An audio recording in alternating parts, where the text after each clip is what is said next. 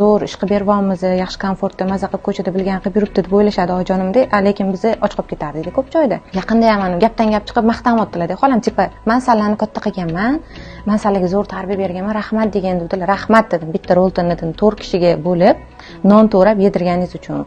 O'zingiz dedim shkopingizda o'la narsa bo'lardi deb bizga nimaga bermasdingiz desam, endi men ani olurlaringiz ham yeb qo'ysalar deydilar. Bola bo'lib o'zimizchalik oyijonimizdan tashab ketdilar, qaramayaptilar, bizga kerak emasmiz, bekor tug'dilar u bu deb o'ylardik o'zimiz. Qo'rqqaningizdan onangizga mana shu qiynalayotganinglarni, shu sizlarga zulm qilishayotganini aytolmaganmisizlar yoki onanglar tushunganinglar uchunmi? Haligacha mana esimga tushib qolsa, qanaqadir tortilib qolaman. Mana telefonda gaplashishimiz masalan kamroq. Opacham masalan har kuni gaplashsa, men 4 kun 5 kun bir haftada bir gaplashaman. Sizchi farzandlaringizga munosabatingiz o'zgarganmi?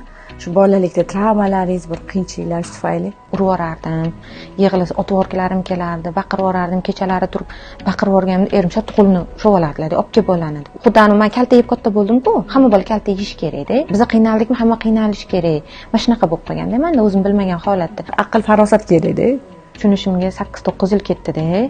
Mana yaqinda уже 3-qizimni tug'ganimda raddomga ketish oldidan dardim keldi, ro'za oyi bo'lib qoldi-da. Yonlarga yaqin olib, duo qilib, "Men sizni otangizni yaxshi tug'ib keling" duo qilyaptilar-da. Keyin qanaqadir ichimdan xursand bo'lib ketdim. Men qidirgan otamni topdim degan narsa bo'ldi.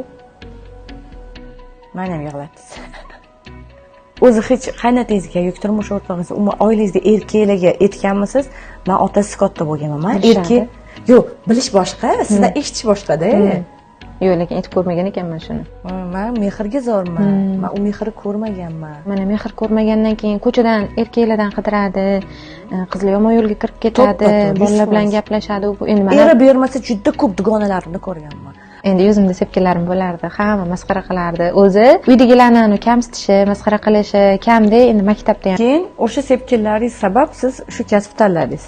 Kosmetologiyani. Xolam endi onamga aytibdilar, endi aytolmang oyijonim faqat qarindosh ro'lani aytganini qiladi deb. Qizingiz pul topyapti-da, sizga qanchadir foiz chiqazib berish kerak. U sizni doimiy boqish kerak. Qizingiz o'zidan ketib qolibdi, vobshe kibrga berilib ketibdi. Unaqa deb gapirganlar. Qanaqa qilib onani bunaqa ko'p yaxshi ko'rish mumkin? Qilaverma telefon, jonimga deb ketdi. Nima qilaverasan derkanlar-da. Meni so'rayotganlar, 5 kun bo'ldi, 7 kun bo'ldi.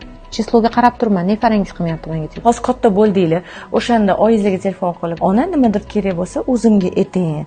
Nimaga tog'xonlarni aralashtiryapsiz? Katta ayolman" deb gaplasha olmadingizmi oyingizlar o'zlari? Bir-ikki marta aytsam, yig'ladilar Shoira opa, yig'ladilar, arazladilar, cho'rnilarga tiqib qo'ydilar. Yaxshi tanlov qila olmagansiz, bilmagansiz, unaqa. O'zimcha muhokama qilganman onam, rost, o'zimcha aql o'rgatganman kichkina bo'lib. O'rgatgan aqlimni hammasidan keyin yashab chiqdim, bittalab. Unaqa ayol siz zaifasiz deb baribir ham sizni narsangiz, o'zingizni pulingizni